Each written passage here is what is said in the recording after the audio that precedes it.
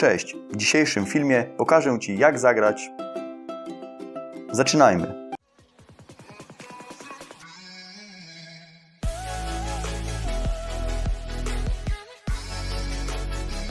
Najpierw zaczynamy w tempie bardzo wolnym.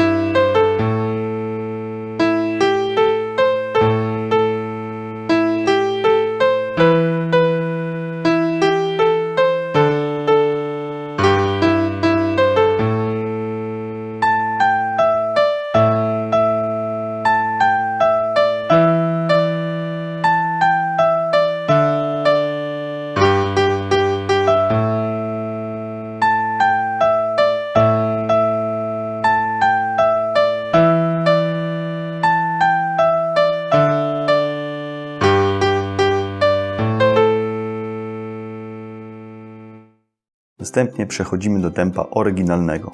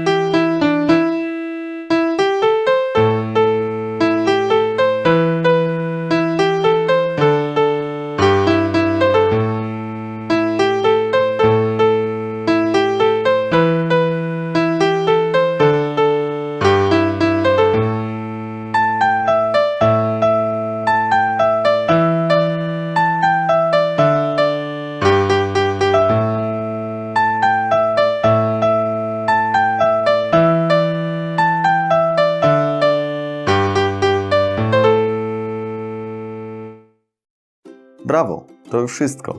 Mam nadzieję, że udało Ci się zagrać cały utwór. Zachęcam Cię do oglądania kolejnych filmików, subskrybowania mojego kanału, dodawania łapek w górę oraz komentarzy.